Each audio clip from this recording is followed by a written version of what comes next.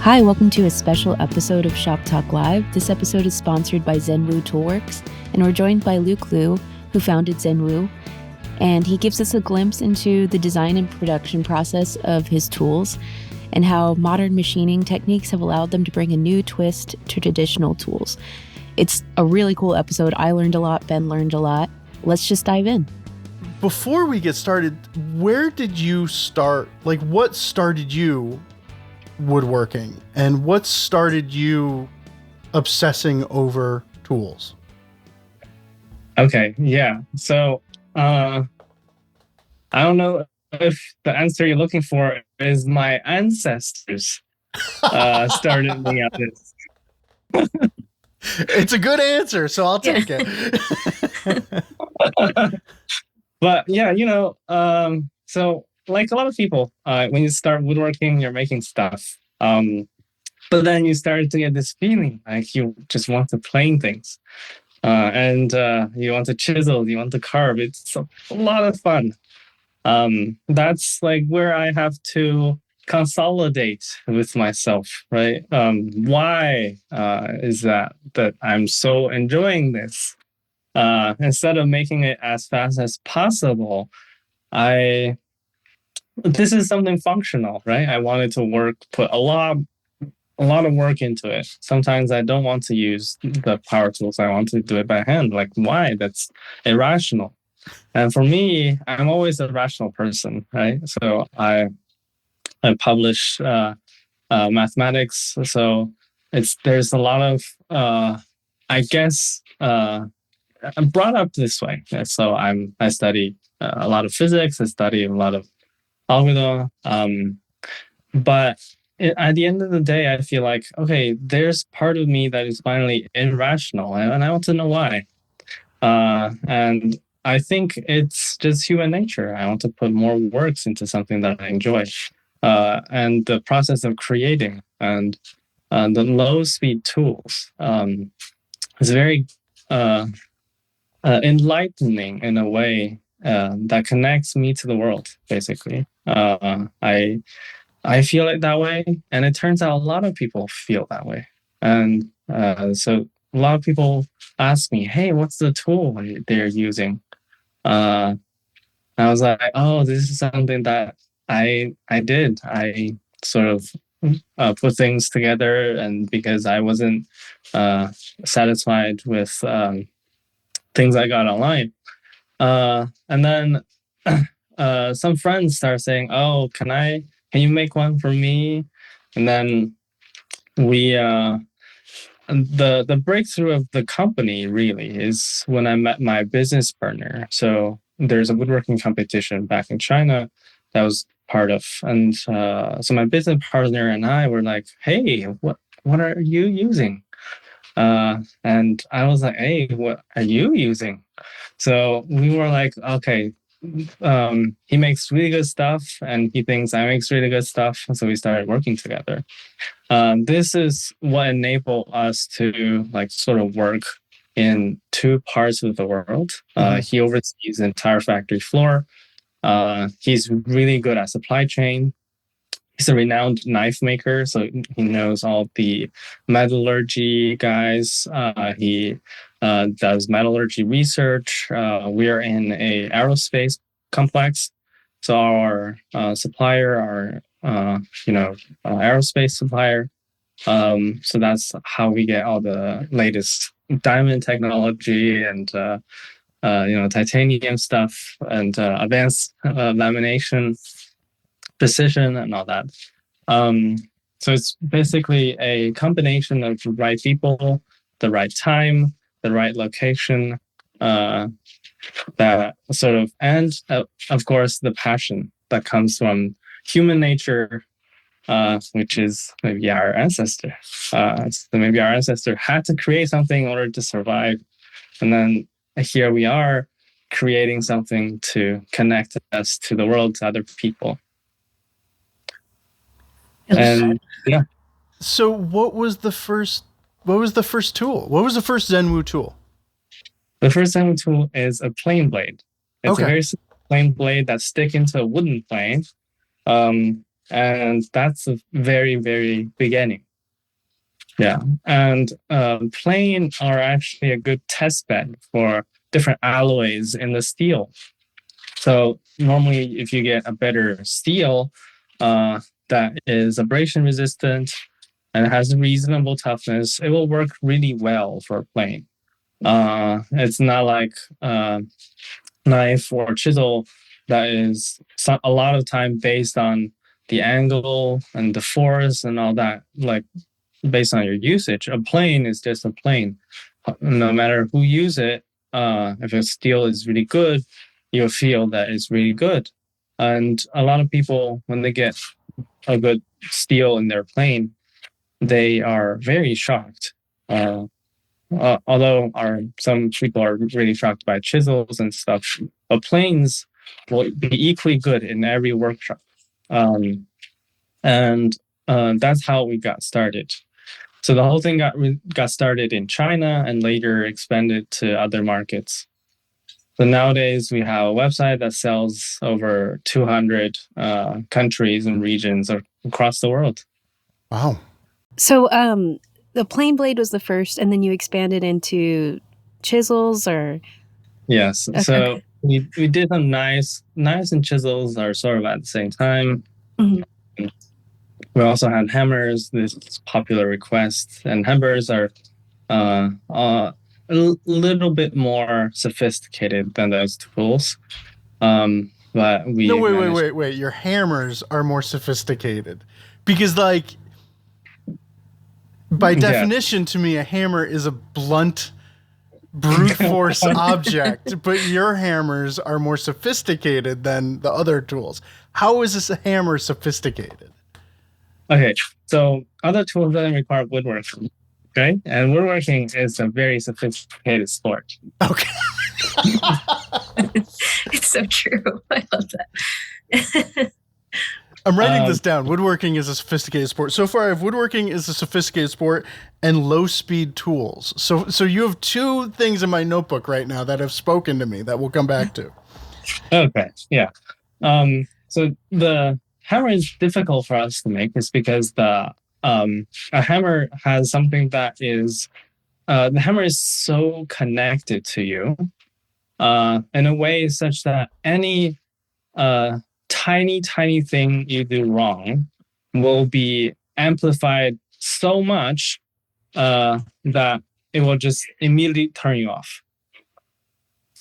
And the shape of the handle and the weight of the head and everything put together, the vibration has to be just right for a hammer to work. Otherwise, you feel something's off. Many people got our hammers and was like, this hammer is nothing. And then they use it and then they stop picking up other hammers. And that's how sophisticated hammer is. Actually, so this is a high art in Japan to design hammers. I didn't know that. Yeah. I always knew that people enjoyed using Japanese hammers, but I never thought that it was because of the amount of thought behind it. So, Yeah, and a lot of these things are not quantifiable. So we do a lot of things with automation. So we have an automated heat treatment. We have robotic processes for the metalworking. And this semi-modern approach to manufacturing it's a little contradicting of the traditional way of design, because we design when design we'll have specs, we'll have AI generated models to the specs, and all the modern design is contradicting the design philosophy of traditional hammer designs, especially when it comes to handles. Well, we can get deeper into that, but the traditional way of design inherits a lot of knowledge that passed down over the years. But that design system is incompatible with our modern design system. And there's no good way to translate the traditional wisdom in the old system to the new. And so that's been very, very difficult. So, okay. So like when you throw a traditional hammer design into a CAD program or whatever, or a model, because I know like modeling programs can do like simulated stress tests and all, like you're saying that the traditional design would perform poorly. No, it will perform marvelously. Oh, no, but like, uh, so like in my head, it was like, it was going to perform poorly in the model, but in the hand, it performs beautifully. So the hammer, you're not looking for a stretch or a compression or a twist at any. So the finite element or other structural analysis software does not optimize for a good hammer feeling. Gotcha. It optimizes for parts that need to withstand certain things that are not designed for the hammer to do.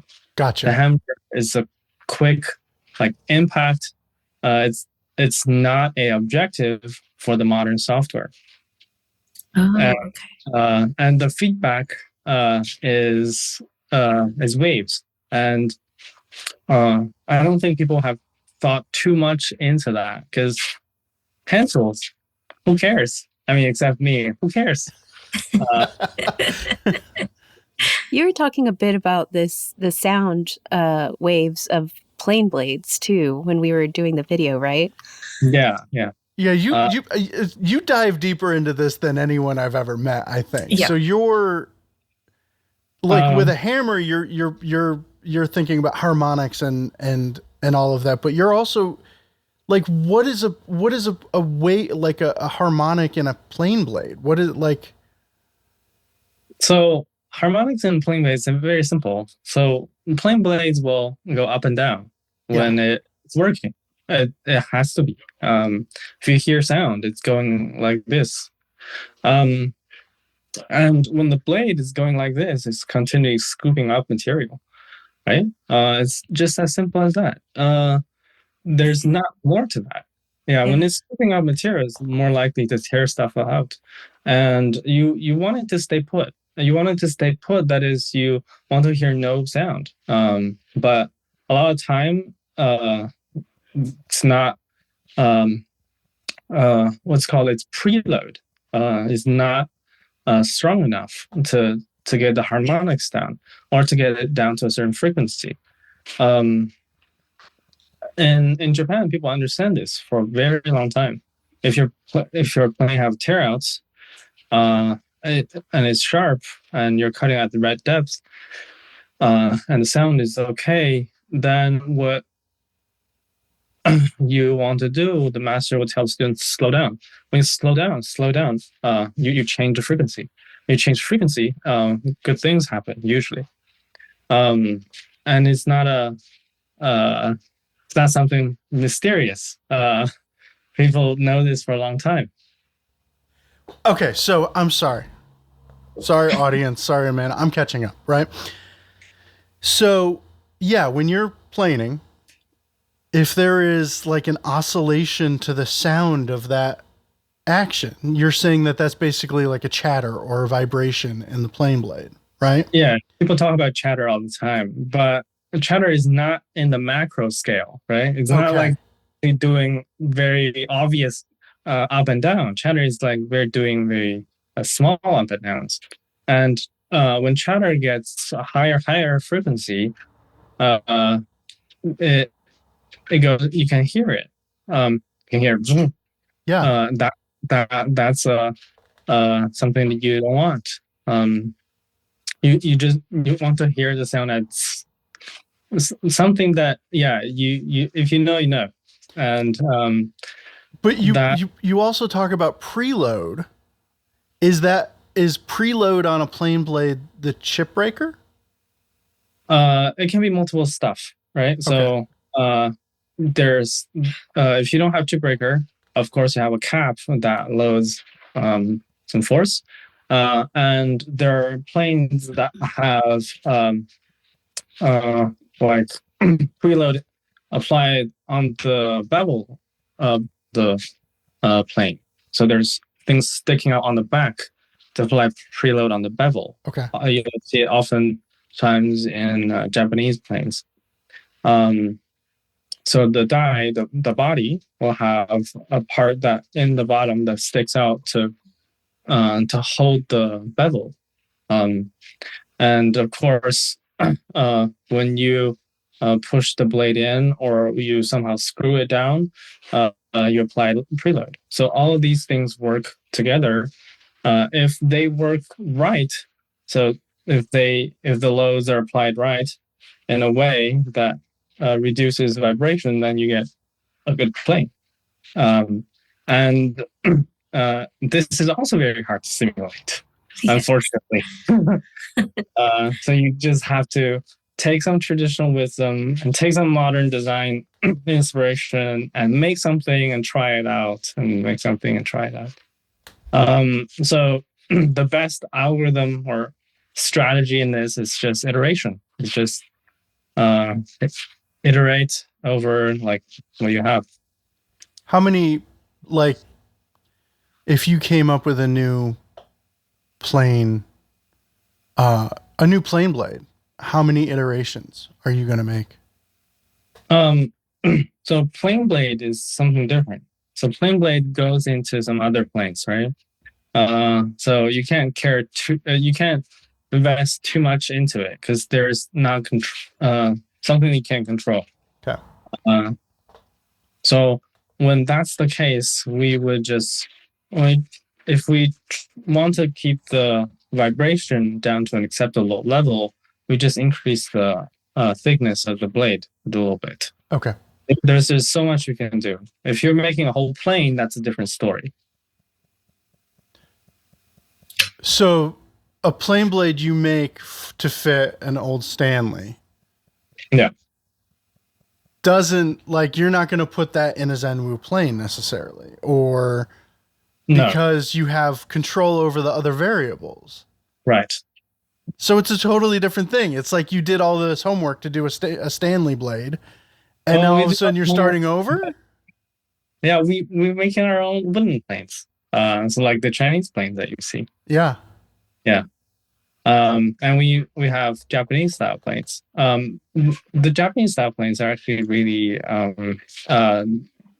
we can just copy somebody else's homework. So the Japanese planes is all figured out. And there's not one thing that we could improve upon. Yeah. But the Chinese plane, we did some modification. We did a lot of iteration and so on. Because traditionally it's wooden wedge and it's subject to, material. Sometimes the wedge will twist and stuff.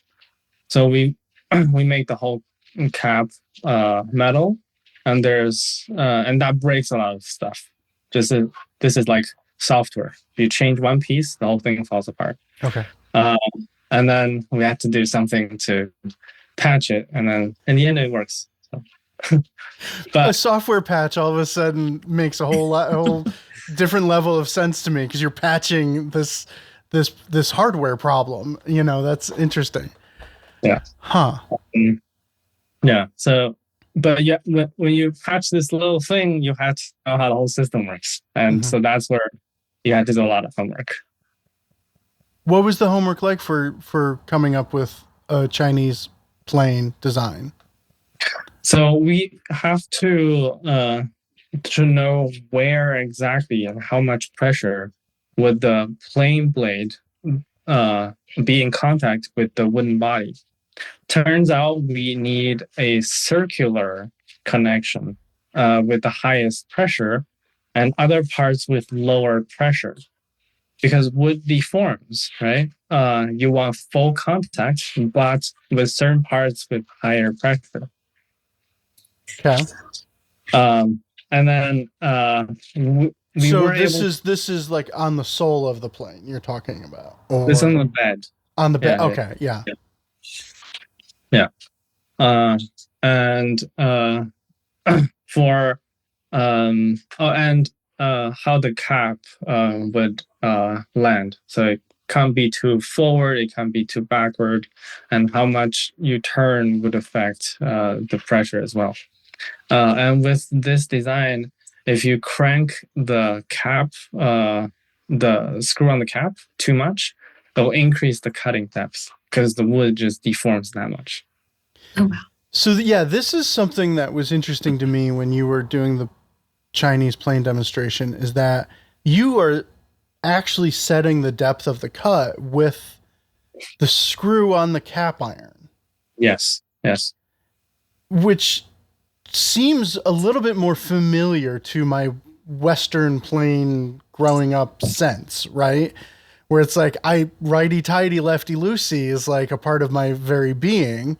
So like you, and I know I've never had a plane that is fully adjusted with a hammer, and I know it's intuitive and blah, blah, blah. But there's something about that tighten it up, deeper cut that is familiar, and something that's shared between like a Stanley Bedrock style plane and a Chinese hand plane. Yeah, it's a coincidence. Okay. It's a coincidence that you happen to like, and that's great. Yeah, it is familiar, which I do like. So I'm looking at the blade. This is something I haven't seen before, is the way you laminate different steels to each other, and it's done mechanically, which it's not even different steels, is it? Oh, that's right. Yeah. And but the dovetailed, what is it on here? I'm reading as we're talking about it. Yeah, dovetail lamination, right? So just sliding dovetails on the metals, and they just go together. So this is a new way to laminate stuff. So why do we do this? First, it is convenient for us to do it. So we have the precision necessary to do this. We use a lot of EDM, so that allows us to cut things really precisely and to. So EDM is it's an actual wire cutting the metal, right? So, yeah, so you're EDM able to crazy wire. Precise. Yeah, it's crazy precise. Yeah. Okay. Sometimes you can get way more precise than you need with EDM. Yeah, so it cuts through electric discharges, and we also it's not that you only can cut with wires. You can cut with molds as well. So it's more of a surface cutting. It sort of eats away metal. So the auras on the chisels or on knives are also EDM. So those are not wire EDM. But in any case, sorry, geeky question. Sorry, and right. I apologize because I love geeking out about manufacturing processes. Does EDM work harden the steel at all? No, not really. So because it eats away material so fast and so tiny, it will only affect up to 2 or 3 microns. So it depends on the coolant, right? It pretty much doesn't really have any temperature apart from the micro level. Which can't be said for a lot of milling, and can't be said for like so cutting these blades, or the laminations for the blades. You're not only able to work at a super precise level, but you're also maintaining the integrity of the material. Yes. Okay. We're not messing with the tempering. We're not messing with the shape, because under high temperature, things will deform. And we're not messing with the finish. So the finish is actually really great because it's really precise. You can get any finish you want. It's a really good way to cut things that are really hard and are very temperature sensitive, which is basically tool steel. Okay. All right. So why, other than it's really stinking cool, why this obsession with titanium? Titanium is really good at controlling harmonics, so it deforms differently than steel, and is as tough as steel, and it doesn't rust, and it's not that heavy. So it's just overall very, very good material. And titanium is not precious metal, but we like to think of it as uh, it's not very common. And initially it was for corrosion resistance. And we tried lamination with brass, which also has really good corrosion resistance. People also, so if you look at our latest knife, we have a brass laminated version, we have a titanium laminated version. Like, we don't have to use titanium, right? I mean, if we laminate steel with steel, what's the point? Well, like, you sort of like a vibration absorbing material, and traditionally iron. Iron is good. Iron is good. So we have iron laminated with steel. So those are on the budget side, but iron rusts like crazy, and you had to babysit it. Because some people use whetstone to sharpen, that creates extra hassle. You have to wipe it down. You have to use your blower to, uh, so we really like brass and titanium just because it's very convenient, um, and because you don't have a lot of material like vibration damping material to work with. So why we use it is not because it's this you have to use it, but because we're limited by the material around us. So this is we don't have a lot of things. I would like to point out that you said it was convenient. I would think that the most convenient thing is to not laminate at all, but that's not going to work for you, right? You need that isn't checking enough boxes for you, right? Yeah, we do have non-laminated tools. Okay. And some people prefer non-laminated tools because they can modify it, they can do whatever they want. Oh, that's something I hadn't thought about. Like, if somebody wants to get a chisel and turn it into, a particular tool or something like that, that would be very difficult with a laminated tool. Yeah. Okay. And then, if you have a steel chisel, what we do, you can, potentially you can turn it into a file, if you want, but or be weird, but okay. or rest. Yeah. If you can do like heat treatment in your garage, people do all sorts of different stuff. I like that you're open to the flexibility of somebody changing something that much, changing one of your products that much. When it's out of your hand, it's out of your hand. Believe me, I've seen different people doing different things. We talked a bit about, when we were having lunch the day we filmed, a bit about sort of your, what's the word I'm looking for? Like motivation behind the company. And you talked about your mom, that story with your mom. Do you remember that, Ben? Yeah, I remember it. Well, so, and this ties into the Zen Sharp system. Yes.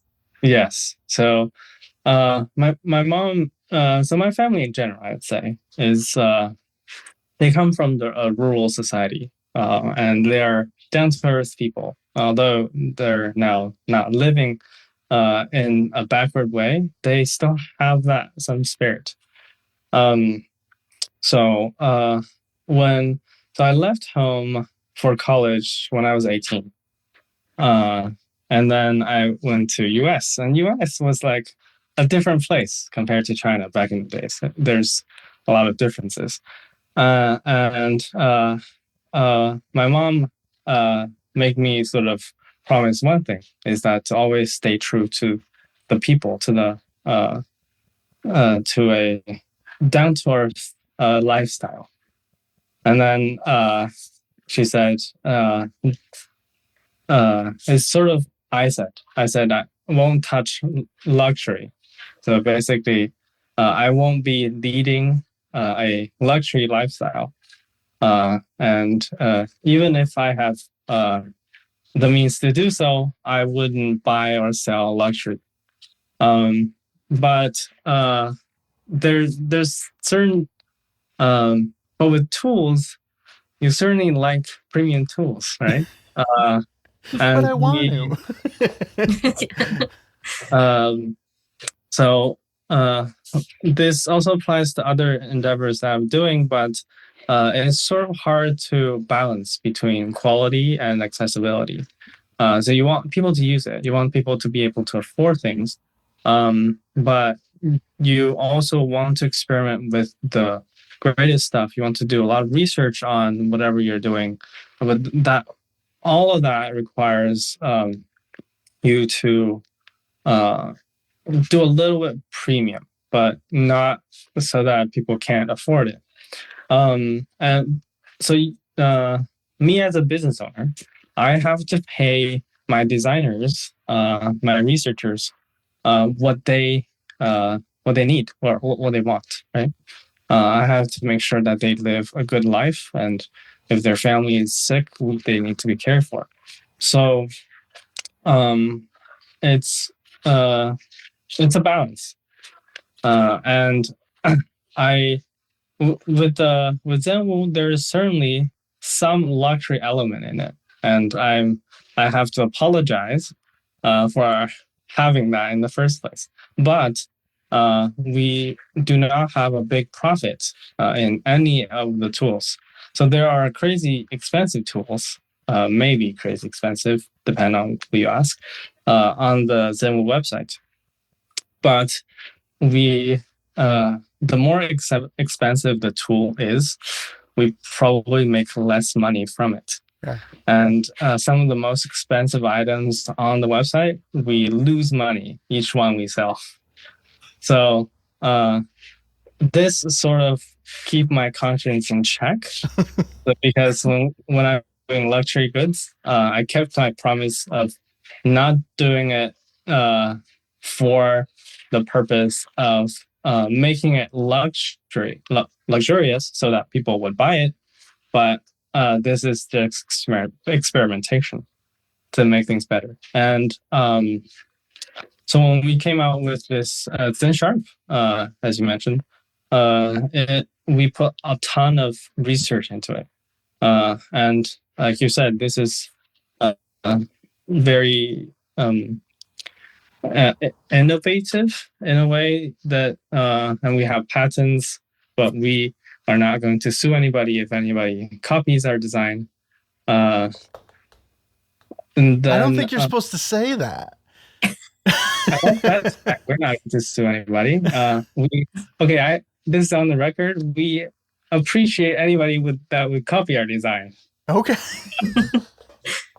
So do it, please. So the Zen Sharp system, for people who don't know, is basically, I think it's, I think like the starter one is in the $90 to $100 range for sure, for a fairly complete sharpening system. But there's a magnetic base that that you apply. Are they spring steel? They are spring steel type. Yes, they're rough. They're quantified as spring steel. Okay, yes. so and those have diamond abrasive. So the diamonds are. So this is different. So a different grid is different, but most of the grids, it's PT substrate that has diamond in it. Okay. There's plastic.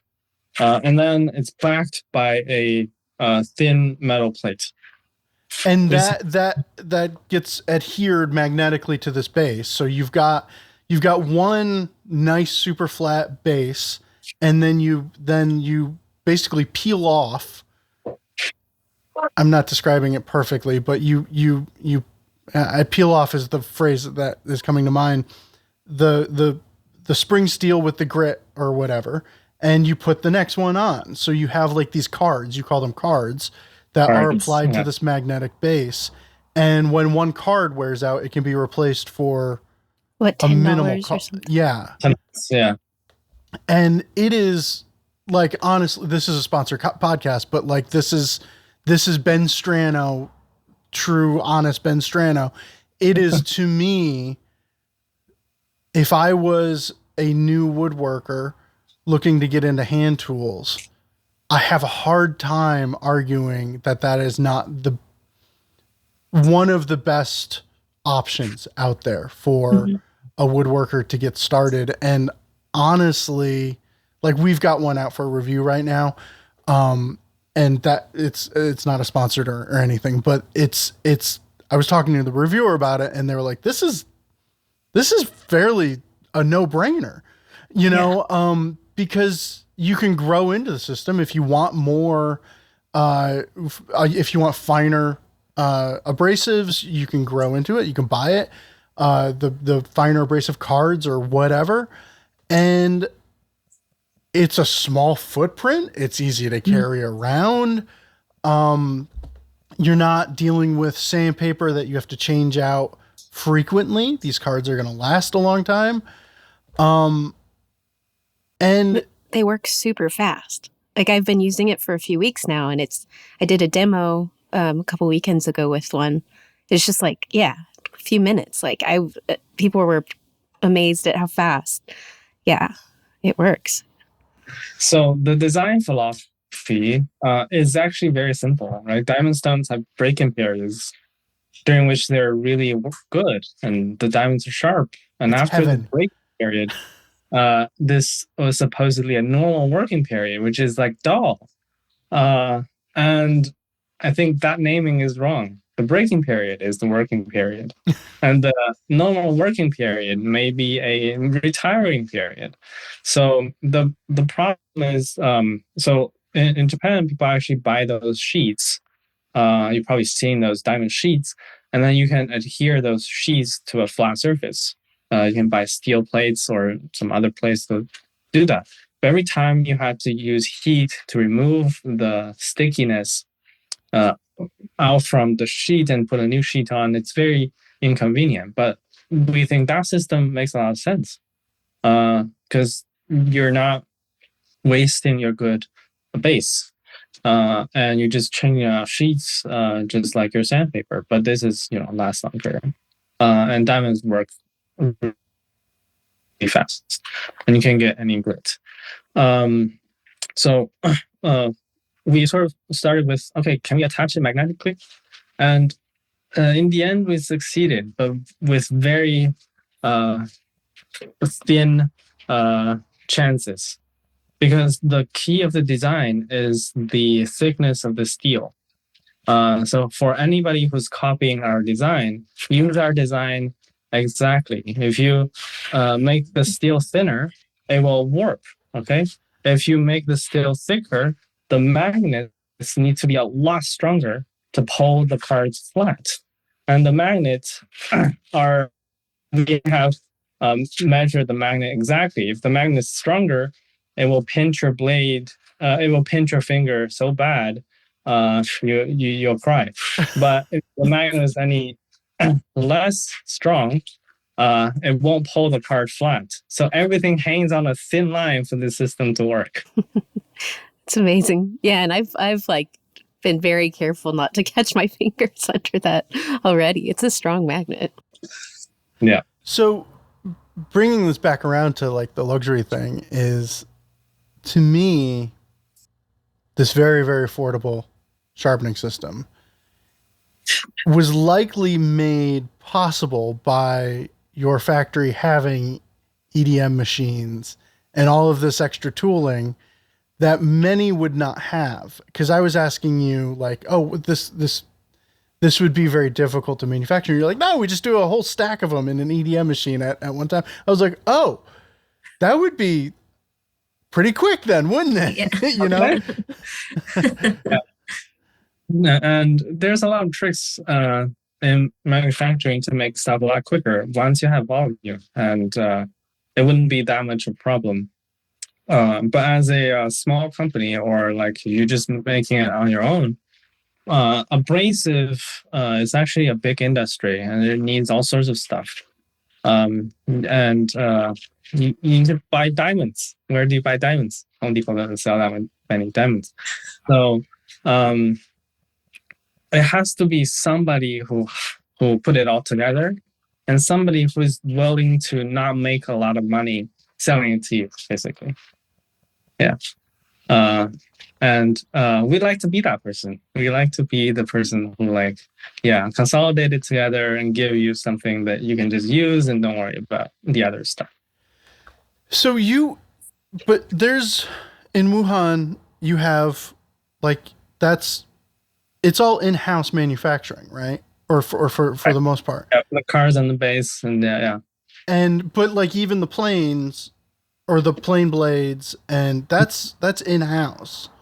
That's in-house. Yeah. And we're not a big factory. So we only have less than 10 ADM machines and less than 10 CNCs. So we are relatively small. How many workers do you know? Yeah, we have less than 20. Okay. So we're covering 17, 18 people. But does that in-house manufacturing capability allow you to just screw around more and try things and fail and iterate that's the more? whole point. Okay. If you outsource everything, you won't be able to make prototypes rapidly. Okay. And because a lot of these things rely on iteration. This is not like I draw up something and I take it to the city hall. City hall says yes, and then I built it. This is not something like that. We had to build a lot of prototypes. For our block plane, we actually have 11 run-ups. So we have 11 versions of the block plane that we're going to put out. Yeah. And then we test them all, and we filtered it down to 3, and they will go in a competition internally. And we pick one. And it's very hard to do that if you don't have your own machines and your own material. Yeah. Yeah, it's funny. I know, down the road from me, there's a prototyping facility, and it's the opposite of. It's here's these companies that they're designing something, they send it to a prototyping facility, and then they probably go back and forth, and then they eventually send it to a manufacturing facility. And for you, you're just nope, we're doing it all. Yeah, it makes a lot of sense, right? Yeah, it does. If you've got the facility for it, yeah, absolutely. Yeah. So I think if you want to go through the other route, there's certain benefits. They will have certain guarantees, and they're certainly more knowledgeable than us in probably what they're designing. Maybe, yeah, and none of us know very good our electronics, so we're probably not making smart planes. But I thank you for not making smart planes, by the way. The longer we stay away from that, I'm happy. Nobody get any ideas. Yeah. So our expertise is really limited than those institutions, but we can get things done faster. That's the trade-off.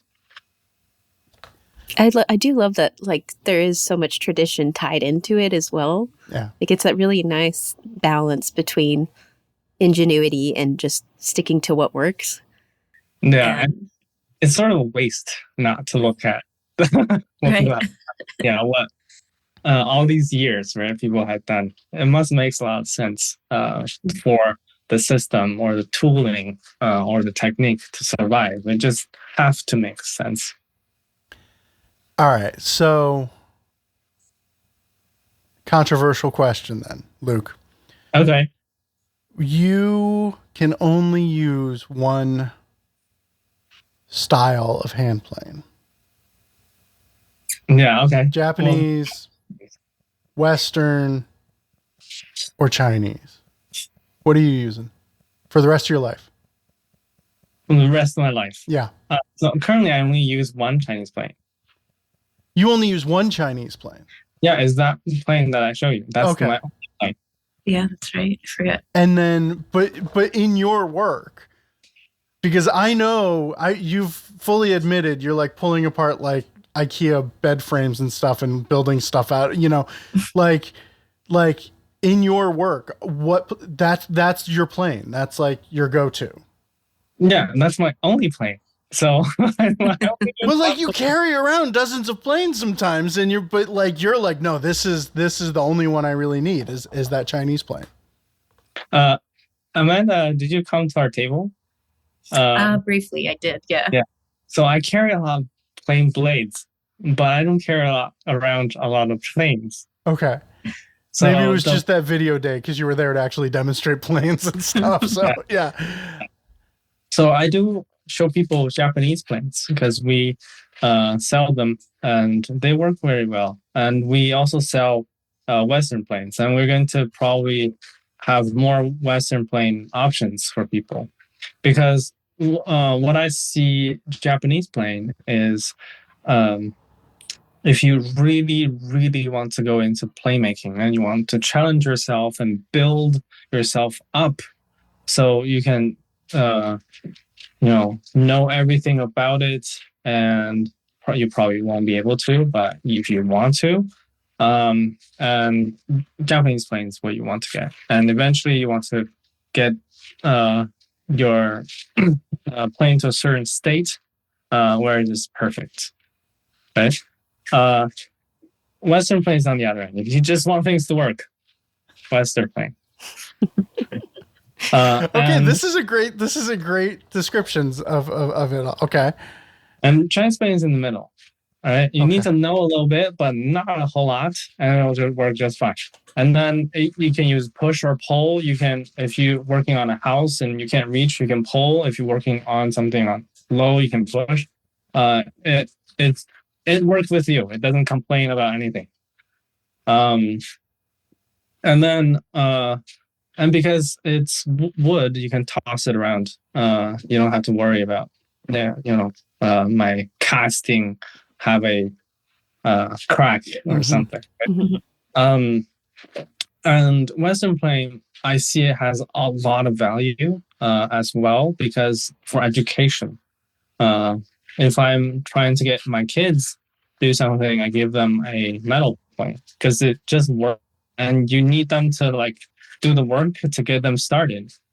Or I can set up other tools for them, but then they won't be able to adjust it properly, and they'll need to learn some prerequisites, and it's a limiting factor for people who just got into the art.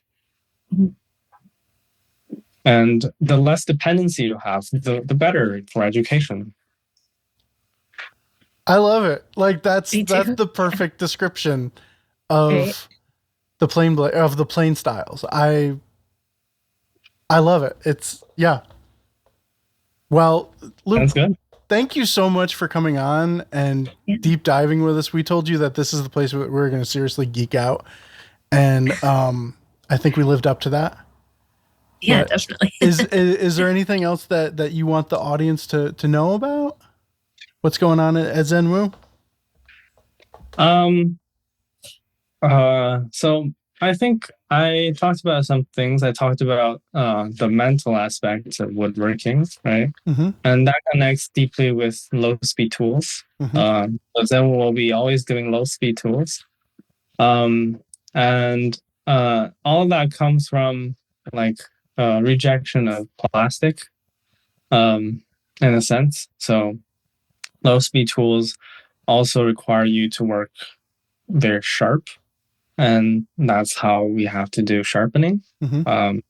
And sharpening doesn't always mean sharpening tools. It's also sharpening our ability to do things. So that's the idea of ZenWoo.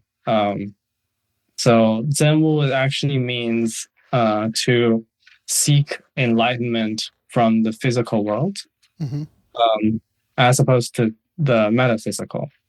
So this is a combination of Zen Buddhist concept as well as some of the Confucian philosophy, is that you want to study things around you, study the world, to get a sense of yourself and the people around you and the world in general, and then to seek enlightenment from that. and to be grounded in the real world as opposed to some other world that we may or may not see. I got deep. I can't think of a better way to end a podcast. That was amazing. No. Perfect. Thank you so much to Luke for sharing so much of the ZenWoo story. It was educational and inspiring. Head on over to ZenWooToolworks.com to see their entire lineup of tools. And thank you for listening. And we hope you thought that this was educational and inspiring as well. We'll be back next week with another fun episode. Have a great one.